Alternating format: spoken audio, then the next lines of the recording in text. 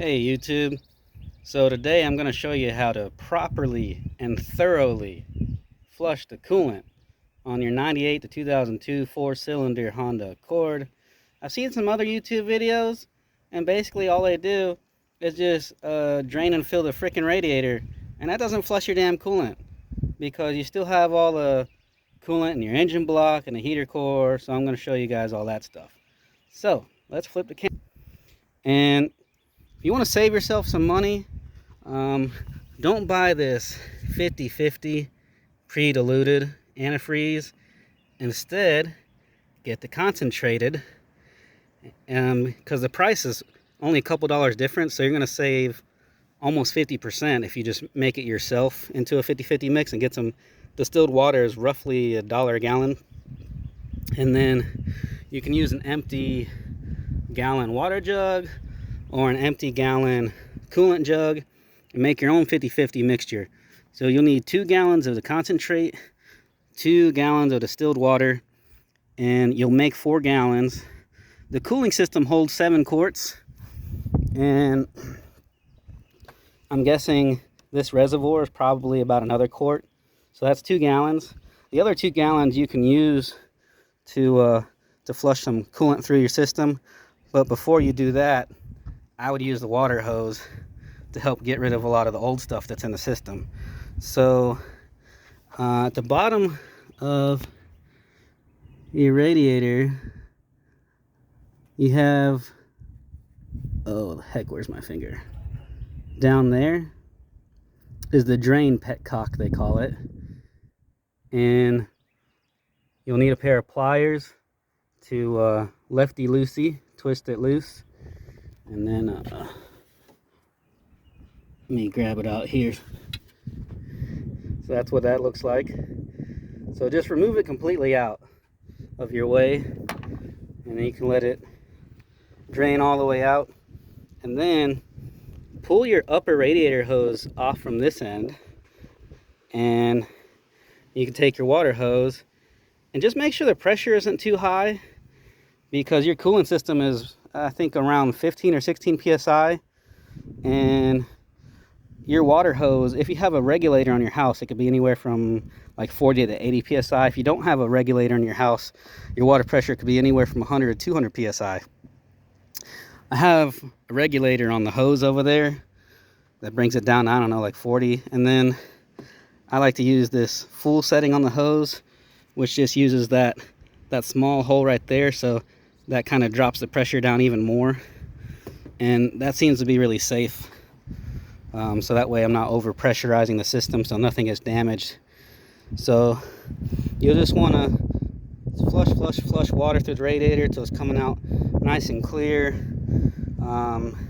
What I did is I put the drain petcock back in, filled it all the way up, let it drain all the way out. You know, I just kept putting the petcock in and out. I did that, I don't know, 3 times.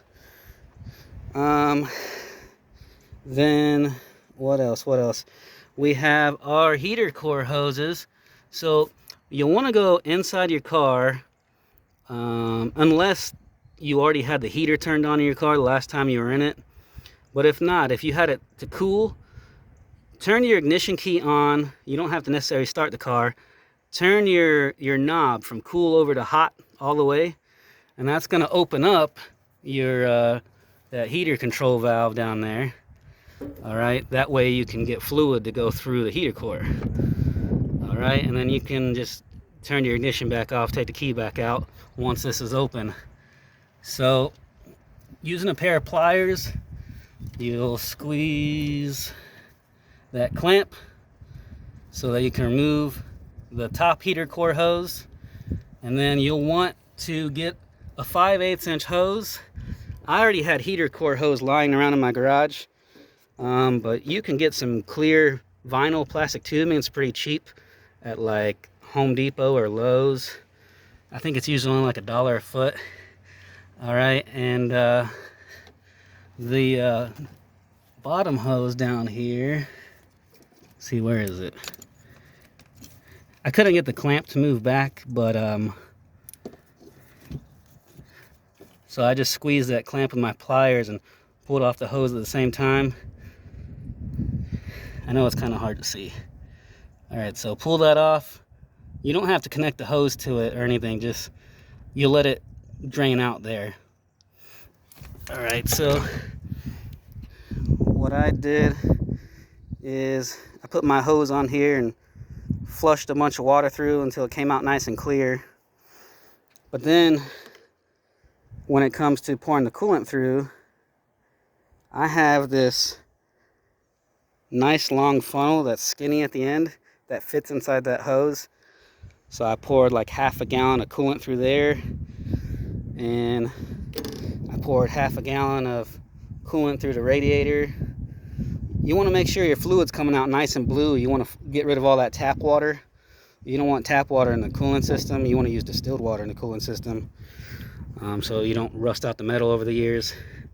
And then this hose here, you can slide back on there and pull it off of this end. All right, and after you've removed your thermostat, which I'll show in a second, you'll blow a bunch of hose water through here until it's coming out nice and clear. And then I used, like I said, half a gallon through the heater core of the blue coolant, half a gallon through the radiator, and then I used a whole gallon through the engine block. So to remove the thermostat, it's up to you if you want to take the sensor off or not. You can leave it on, but if you take it off, it'll give you a little bit more room to move this around. So the thermostat is in two pieces. So you have the cover, which is all you have to remove, these two 10mm bolts. You don't have to remove the entire thermostat / water outlet housing, which has 2 more bolts in the back. You leave that on, it makes things easier. So you have one bolt here, and the other bolt is across from it down here, which you can't really see on the camera, but that's roughly where it is. So just a 10mm socket will take off those 2 bolts. And then you're going to want to have a new gasket to go on your thermostat. That way it doesn't leak when you put it back together. Part number 35480 is the Felpro thermostat gasket that they have at Advanced Auto Parts, but you can get a different brand. You can go to a different parts store if you want to. You just have to make sure that it has this shape, and it has these 2 grooves that fit into the housing there. So you have to make sure you line it up properly when you go to reinstall it. If your thermostat's like 15 years old or more, you'll probably want to get a new one. This one's only a few years old. And make sure you get a Honda OEM thermostat, which is 170 degrees opening temperature. If you get a knockoff brand at the parts store, it might say 170, but in the past I've tried them and they would make my engine run like 200, 210 degrees, really hot, when normally my engine would run like in the 180s. So after you get everything put back together, also you want to take out your reservoir, and I already cleaned it with a bunch of Dawn dish soap, but if yours doesn't pull up easily, you'll have to take like a flathead screwdriver back here and pry it out. And then once you put everything back together, obviously you're going to fill up the radiator with your leftover 2 gallons of blue coolant and your reservoir. But then you got to get in your car and put your heat on the first fan low.